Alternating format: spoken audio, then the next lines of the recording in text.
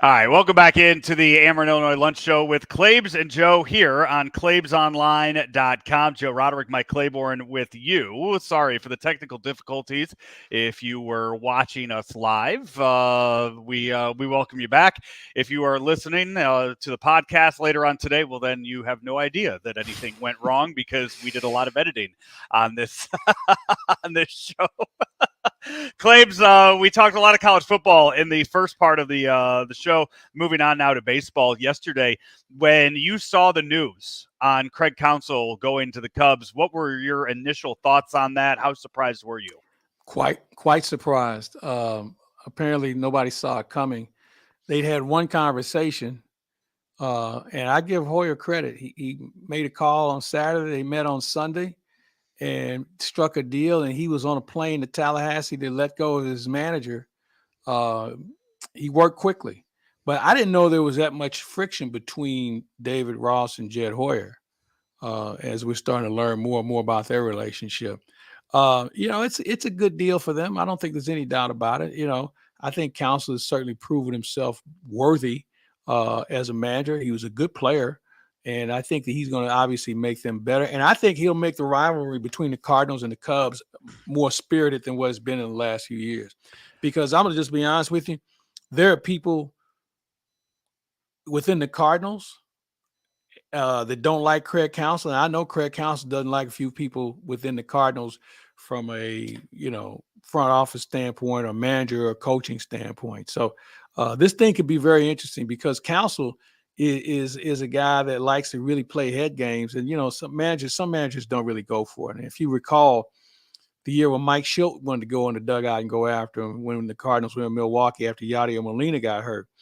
So it's going to be different than what we've seen in the last few years.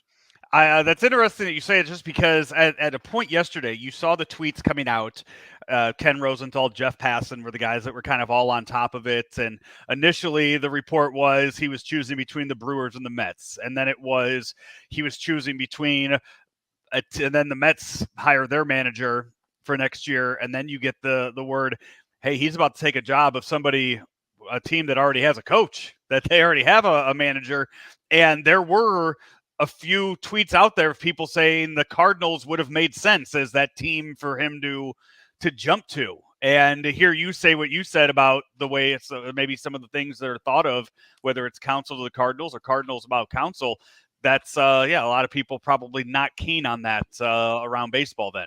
Yeah, I think it just came out of nowhere, and everybody's going to have a different opinion about it. But you tip your cap to the Cubs. Now, I think they have to make sure that they bolster that roster a little bit more. They've got a couple of holes that they need to fill. And I think they're going to trust their pitching a little bit more. And I'll be interested to see who he brings with him. I know he's bringing his pitching coach with him, I believe.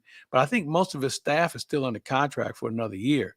So, where do they go from here as far as staffing that team? And maybe he keeps some people from David Ross's staff. You just never know, man. Staffing has always been that head scratcher of a chore for managers and how, some managers get X amount of coaches they can hire and the general manager will hire some people, they want to have some people in place. So with that said, I think the next couple of weeks will be very interesting to see what happens. And maybe this thing drags into December when they go to the winter meetings in Nashville. So Craig Counsell going from Milwaukee, where he has had a lot of success, to a Cubs team that should be about done with another rebuild at this point, but they are losing a few key pieces next year. What is it about Craig Counsell and the way that he manages that you look at it and you say, you know what, that's why we needed to go out and get him? He's worth $8 million. I mean, 5 years, $40 million is a lot of money to pay a manager, more than any manager in baseball right now. So what does Craig Counsell do better than any other manager that we've seen? Handles pitching. I think he does a good job at that because he's had some guys that he's moved in. And I remember when they moved Josh Hader, everybody thought that was a bad move. And maybe he had something to do with that. But I think the way he's handled his pitching staff is certainly something that has stood out to me. How he's used the opener. Because, when you look at his lineups, he hasn't had a murderer's row as far as the lineups are concerned. I mean, Yelich had the one good year, and then things started to go south for him. They plugged in a few guys. Adames was a guy that they brought in, and he did a nice job for him. And now I understand he's on the block. So, I mean, they moved some pieces around. And you talk about very low payroll. I mean, he's done a phenomenal job with not the resources as some of his counterparts, certainly within the division, if not the National League, have. There's still a lot of other moves, or still a lot of other openings in Major League Baseball for some of those managerial positions. We're hearing, or we're seeing reports that Mike Schilt might be top of the line for that San Diego Padres job. He was been on the coaching staff for the past few years now. It'd be nice to see him get another shot at a managerial job. The Astros coming off another very good season. That has to be a very attractive job. I'm surprised that where isn't where Counsell ended up. If Craig Counsell had his pick, I would imagine the Astros would have been top of the list, right? No, Craig Counsell wants to be close to his family. Okay. And that's the only reason why I think the Cub job made sense for him. I never thought he was going to New York. He's very family driven. This way he's still close to home. I mean, he could literally drive to work every day if he wanted to. So I think that had a lot to do with it. But with regard to your point about being an attractive ball club, yeah, Houston does find themselves to be one of the more appealing teams out there. Then you have the Angels. I don't know if they're going to keep Ohtani or not. There's three good jobs still out there. I mean, well, the Angels in San Diego for sure. So I would say stay tuned. And now the way Hoyer put a move on his guy, who's to say that some other team may not have some second thoughts about who they have as a manager and may kick the tires on somebody they didn't think was available? Yeah. Well, Bob Melvin was still under contract with the Padres and left to go to the Giants. So we've seen it. I mean, it's just because you have a contract isn't locking you in, or isn't guaranteeing you a job at this point. I mean, David Ross, as of yesterday, thought he was the manager of the Chicago Cubs, and I'm sure had a lot of conversations about what they were going to do in free agency before what happened yesterday happened. What do you say to David Ross in that situation? We decided we want to go in a different direction. And, if you're Hoyer, you say, look, man, we melted at the end. We didn't play well at the end. And, we've had a few years of this. Now, Ross could say, well, you gave me crappy players. Mm-hmm. So it's a two-way street. But and then again, we learned that maybe they didn't have the best relationship. But I give Hoyer credit for going to see him, to let him go. Yeah. Compared to a phone call or a Zoom call or whatever. I think you got to have, with something of that nature. And I think he had to do it before Ross found out. That's the other thing, because this thing happened so quickly.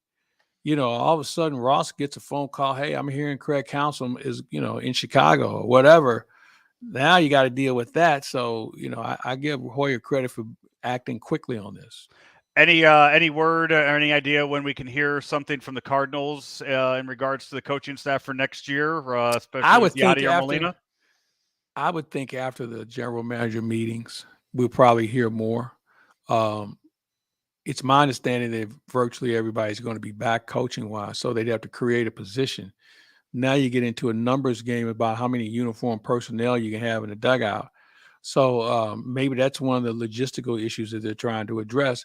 Along with this, what's the job description? Yeah, I think there's obviously some conversations have taken place, but I need to figure out what is he going to do. So I think that's the issue that comes into play more than anything else, and maybe that's why we haven't heard an announcement.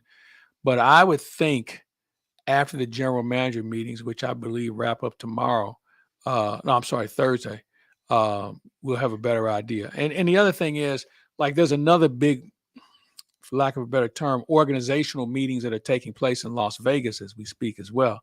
So with organizations spread around the country right now, they might want to wait until everybody's in the corral at the same time and make an announcement. The Cardinals yesterday did make some moves. Riley O'Brien, a right-handed pitcher from the Mariners, and a utility man named Jared Young from the Cubs. It's only significant because now it puts their 40-man roster at 40. And knowing that the Cardinals need a hell of a lot of pitching going into next year, it means that a few of those guys on that 40-man will not be there when it's all said and done. So a lot of changes will be coming. It's not just going to be, hey, we're going to sign all these guys. There's going to be some guys released. There's going to be a few guys traded, and there's going to have to be a lot of room made on that 40-man roster over the next several weeks, even months. Yeah, I agree with you. I think you have to have a minimum of 4 new faces. Minimum of 4. I'd prefer 6. But you're right about reaching the limit. And I think you'll see some guys get moved in a trade. That seems to be the more logical thing. But then here's the other thing. Maybe you don't qualify a guy or two. I Right. think that's going to be very interesting to see who you qualify, because there's one guy I'm thinking of. If they qualify him, he's going to take it. Okay. And I don't think that they're going to want that. So they just would rather go without the pick. My brain is. Oh, you're talking about with the with who is available as far as free agency goes this year? Who is with the qualifying offers? I'm trying. Whose contracts are up or who's? No. Are you talking about with arbitration? Yeah. Okay.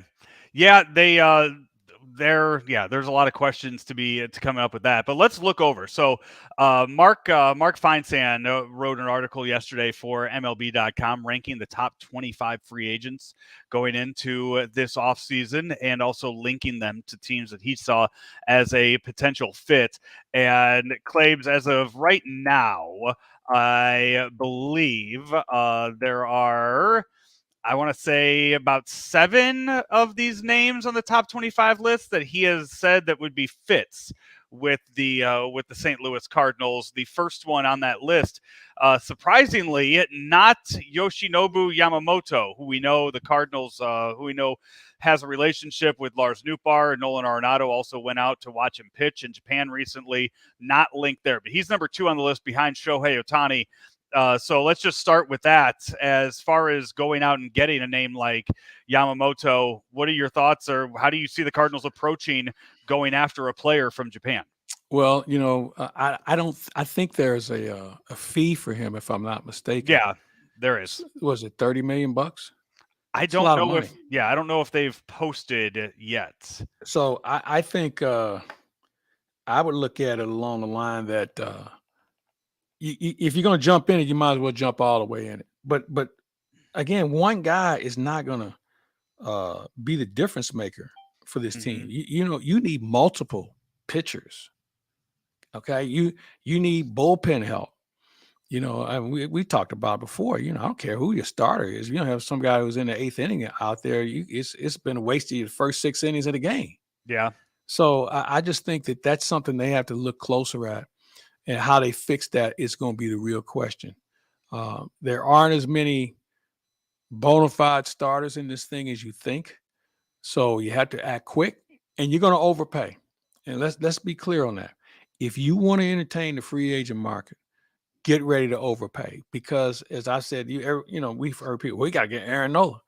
So why would Aaron Nola go to the Cardinals if he's in Philadelphia? And maybe Philadelphia says, well, maybe we want to keep him. So, what's going to be the carrot the Cardinals going to dangle in front of somebody to say this would be a good fit for you? Finish 20 games under 500. Yeah. Aaron Nola listed as number 5 on the top free agents, as Feinsand posts from 2017 to 2020, 3.23 ERA and 106 starts, and then finished 4th in the NL Cy Young race in 2022. But 21 and 23 strikeout numbers looked a bit low. How much are you looking at strikeout numbers when it comes to pitchers with the Cardinals, knowing that their defense in the infield is very above average? This is a swing and miss league now. You have to have guys that can get people out. Because of the shift or the lack of, you have to play people more straight up. And sometimes they're hitting them where there ain't. And even though you have the analytics that tells you, the metrics tell you where a person should be standing, still got to make a play. So this isn't the Cardinal defense of the 80s here. Okay. I mean, they're all competent players. Okay. Especially on the corners. Mason Wynn has shown some real hope as far as being a good shortstop. and whoever's playing second base between Edman and or Gorman or Donovan, they're accountable. But I really feel like at this point you have to make sure you have a couple of swing and miss guys and guys can keep the ball in the ballpark, and that's where Sonny Gray comes into play. You Sonny know, Gray is listed or linked to the Cardinals on this. So is Blake Snell on the list. Jordan Montgomery, a possible potential fit with the Cardinals. And then lower on the list, number 18, Lucas Giolito, and number 21, Marcus Stroman. So those are the the last names. two you can have. I'm not interested in either one of them. If you're getting Giolito, so that's if you say that you need 3 arms, I think that if you need that third one, I think that's where a name like a Lucas Giolito would come in. If you're saying that this is my third guy who I would No, think would land at number 4 in the rotation, you wouldn't want a guy like no, Giolito? no. Baggage. Okay. Throw in the fact that remember you just said we have 40-man roster issues. Yeah. So I got to trade some people. So Right. I'm going to throw some of these guys in a trade in order to get me another pitcher. Yeah. So I'm not trying to do this solely with a checkbook. I got to move some. I got to move. We have too many guys that do the same thing. Yeah. He the traded at the deadline, Giolito went 1-5 with a 6.89 ERA and 6 starts with the Angels, and then with the Guardians at the end, 1-4 with a 7.04 ERA. That's a guy, I think a guy like Lucas Giolito or even a Jack Flaherty, those seem like 2 guys that would sign a 1-year deal with a team like the Nationals, the Pirates, maybe the A's, where you sign a 1-year deal with them, hoping that you pitch yourself into a trade at the trade deadline, get into a good position there, and then pitch yourself into a much larger contract, especially given the age of both of those guys, too. I agree. For Yeah, that. and he and Flaherty and Free were all together in high school, and everybody thought they were the next set of phenoms. Well, that hasn't been the case. They still have a lot of time in front of them to get something done. But I'm going to try and find a way to make some trades too. Is there any reason at all for the Cardinals to look at anything other than pitching? Anything defensively, anything bat glove related? Is there any reason for them to even entertain a free agent this offseason? I think you need a veteran. And I think it really hinges on what you trade. We've heard Tommy Edmonds' name being kicked around a little bit. So if you move him, who's playing center field? I don't know if Tyler O'Neill is going to be back. So who's going to play left field? So I think there's some room there. Now, I know that a young man who had the really good fall league, he may get a longer look in spring training. Victor Scott? But this is a guy who was in Double-A. Yeah. We don't see many guys make that jump. So I really feel like a lot of hinges on who they move because, as I said, you can't sign everybody. So you got to find some guys who are maybe have another year on their deal after this year. A guy that a team is wanting to move on from that you think can help you. I mean, you have to look at different scenarios and see what do you have in order to make this a spicier deal. And we will. When do you think we'll see our first big name free agent sign this offseason? Man, that's a great question because every year we think, well, they should be doing something right now, and then we've seen the owners kind of sit back, and we'll get to it. We also see the agents want to see somebody set the market, and I think everybody's a little gun shy from a free agent standpoint, considering how the free agents that they signed this most recent season, many of them did not pan out. So I think there's some apprehension there. I think you're also going to see some teams that may not want to go as long as what we've seen some of these other teams offer contract-wise. So there's a lot of different scenarios that are going to unfold. So it may take a little longer. I don't envision anything happening before the winter meetings. I think you'll see some movement after that. But I think the groundwork's already been set as far as trades are concerned. And just this is just me kind of venting on my own. I saw a lot of play yesterday. A lot of people complaining yesterday. John Denton had a tweet out about John Mozeliak talking about the payroll for next year, saying it would look very similar to the projections of 2023. That doesn't mean that they're not going to go out and make any changes. For people to be that kind of ignorant, not realizing that, first of all, you lose Adam Wainwright's contract. And you also, they've spoke many times that they're going to add on a lot more. Their main priority is going to be pitching. They're not going to go out there and just scrape the bottom of the barrel and just say, yeah, these guys can throw 90. Let's throw them out there and pitch.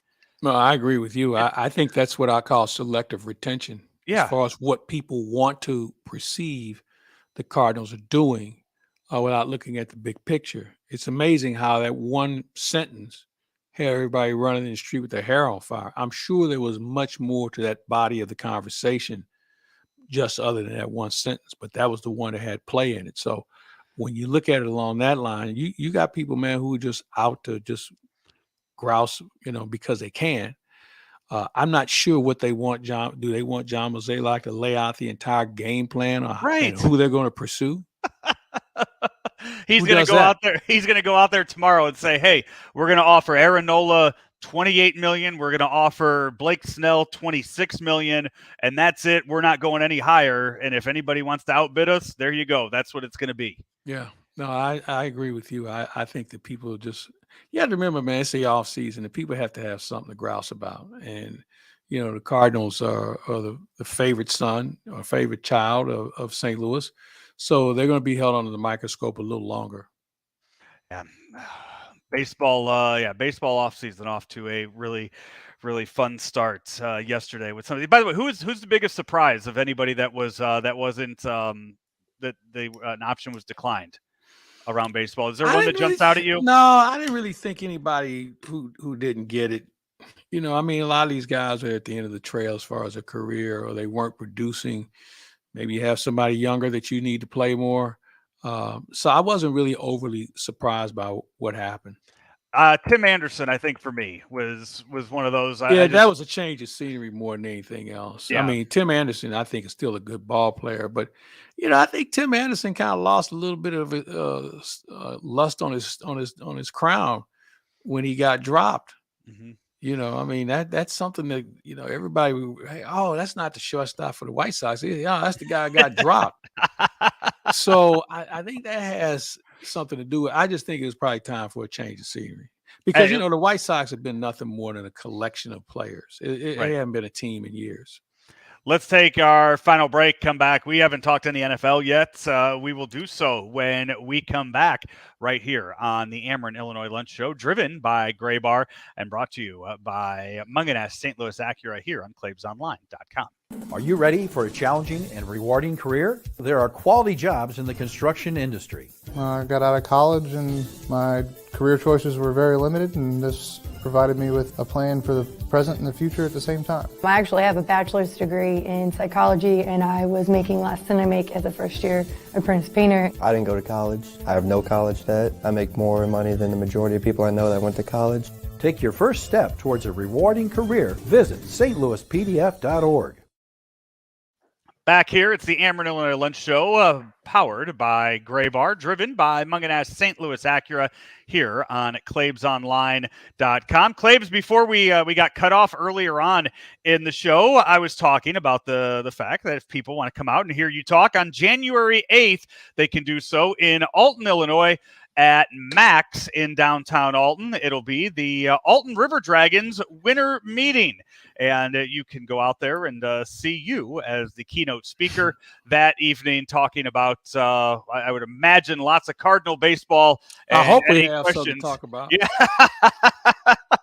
But people could go online right now. Go find at altonbaseball.ticketsocket.com or go to the Alton River Dragons Facebook page, and you can buy your buffet dinner and get a chance to hear Mike Claiborne talk baseball down there at Max downtown in Alton.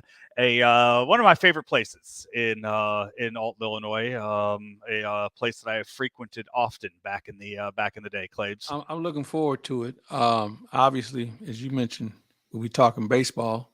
Maybe we'll be talking some Cardinal baseball with regard to who they acquired, but also River Dragons. That they're kind of like is what I would liken it to the Midwest answer to the Cape League, the Cape Cod League, out on the East Coast, which we know a number of players have played in that. And I think they're building in that direction where kids don't have to go that far away to be involved in good competition for the summer. And so hopefully we'll get some folks out. We can talk about it. But I think the league that they're in is one that's really starting to grow, and one that I think that from a Midwestern standpoint could really have an impact on baseball down the road. The facility they play at Hopkins Field out there in Gordon Moore Park is absolutely incredible. That's where we actually play our Alton alumni game every year now, thanks to the River Dragons opened it up to us and let us play out there. And just knowing how much the people in Alton and the surrounding areas love going to those games, and the attendance that they get at those, and some of the specials that they run too, are really good. It is a community team. The past 2 years, my parents have actually hosted a player. They have had a player live with them in the summer for those 2 months. Probably clean his room better than you did. You know what? They have had good luck. They've had really good kids living with them the past few years. Zero complaints out of the 2 young men that lived with them. So yeah, have heard very good things about them. Probably a lot different than the way I was back in the day. I'm sure. So that's coming up on January 8th. We're going to put a link up on our the Claibs Online Facebook page and also on claibsonline.com. NFL news and notes, Claibs, as another week has come and gone, and for the first time this past weekend, we saw games played in Germany. The Dolphins and the Chiefs started things off early Sunday morning playing a game in Germany. There's going to be another game in Germany this week, and I do like that they're going back-to-back weeks. So folks, if they can, folks out there can either make it a trip and go see 2 games and see the sights out there, or give the locals a good amount of football to see, or 2 chances to actually see some games being played. Yeah, well, the NFL is certainly committed to trying to be global. And, they were there they had the minor league over there in Europe for a while. It didn't catch on like they thought.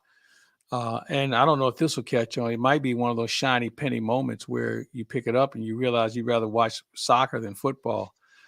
So we'll see what happens. But it's a challenge for teams to make that trip and try and get their routine in. We had a good one, though, last week with Kansas City.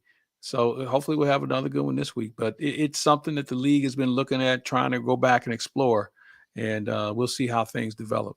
It's Patriots Colts this week. I don't think they're going to get as much star power as Dolphins. Chiefs. Well, you're going to have people looking for Tom Brady. Where's Peyton Manning?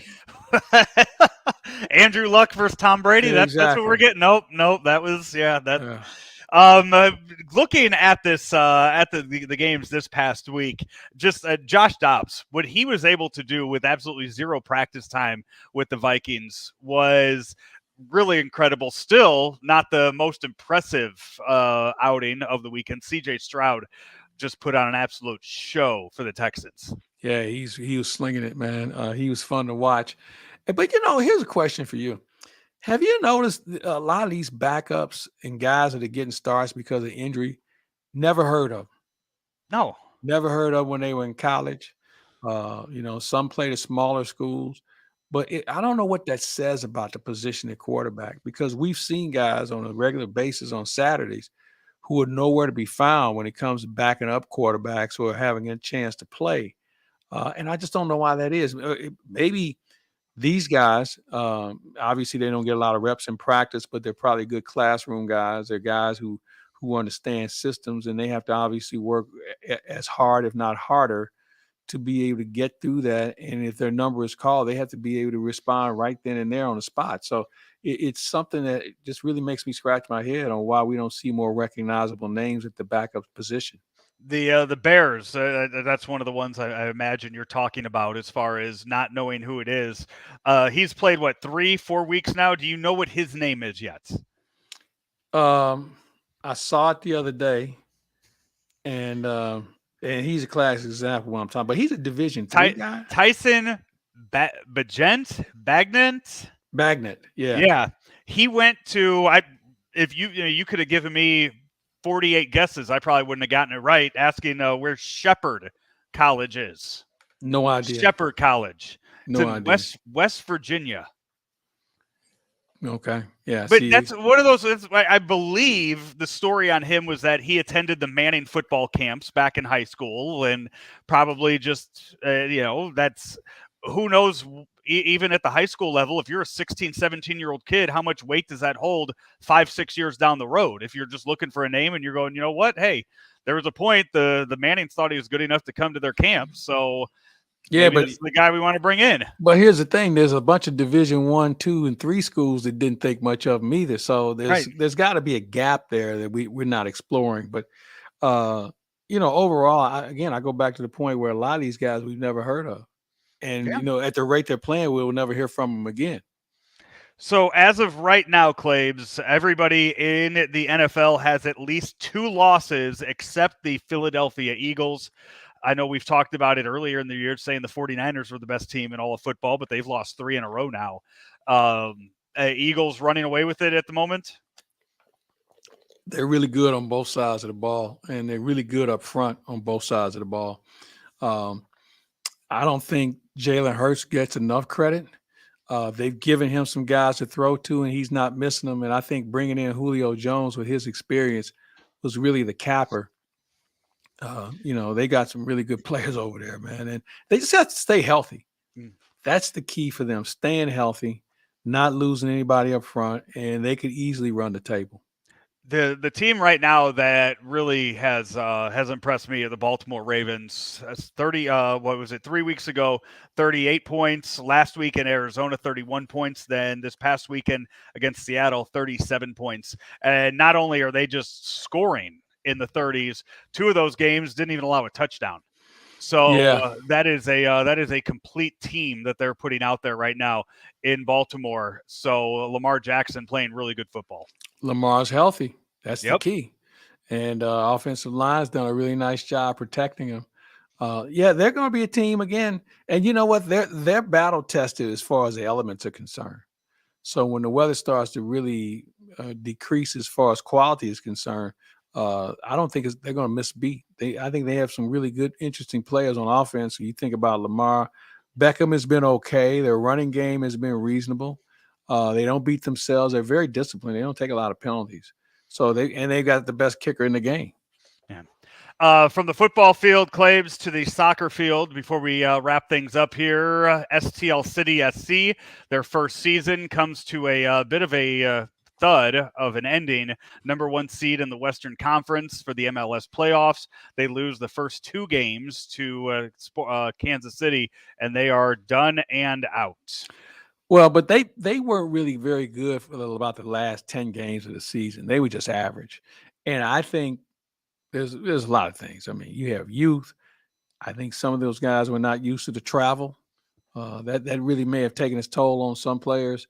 And I think guys got worn down. I mean, as we're learning, this is a very long season. And I'm not sure if some of these players were used to that in a way that the game is a little bit more physical in the MLS. And I envision some changes. I really do. I mean, I think they might want to go younger. They've got that next level league they have. So you may see more of those guys, but I don't think you're going to see them go out and spend a ton of money. They have the 3rd lowest payroll. I just don't see them getting into that sweepstakes over some of the players from Europe. But, it was a good first season, and they now know what they have to build on. I found Bradley Carnell very engaging. I think when you look at him, Ali Marmol, and Craig Berube, 3 of the most transparent coaches we've had in St. Louis all at the same time. Claves, before we wrap things up here, college basketball just started yesterday. It's gonna be it's gonna be it's gonna be a lot of Division 1 versus some Division 2 schools, or some blowouts. I think that's one of the most embarrassing things in college football. I mean, college basketball. Bringing in some of these now that the team is getting a beating says, hey, this takes care of our athletic budget. Yeah, I get it, but man, some of these teams just makes no sense. What game, I guess, is there one on the schedule coming up that you're looking forward to? Is it going to be one of the Big Ten ACC challenge games? I mean, do we still have a few weeks left to go? We got a ways to go before I start paying attention to that. What do you have coming up for us this week, Claves? Well, we have Huddle Up with Howard coming up this week. That'll be interesting to get his thoughts on Missouri and Tennessee, because Tennessee's taken Missouri to the woodshed the last couple of years. So there's some comeuppance to be owed back to UT. So we'll have that going on. I'm going to be on the road a little bit this week, so we'll see what happens. Going to get more into hockey next week, that's for sure. Sounds good. Until then, he is Mike Claiborne. I'm Joe Roderick. This has been another edition of the Ameren Illinois Lunch Show, powered by Gray Bar, driven by Munganast St. Louis Acura, right here on ClaibsOnline.com. Hi, everybody. I'm Peter Munganast with Munganast St. Louis Acura, here to talk to you today about some benefits of Acura's certified pre-owned program. After passing a 182-point multi-point inspection, Acura backs all of our certified pre-owned cars with a 6-year, 100,000-mile limited warranty and a 7-year, 100,000-mile powertrain warranty.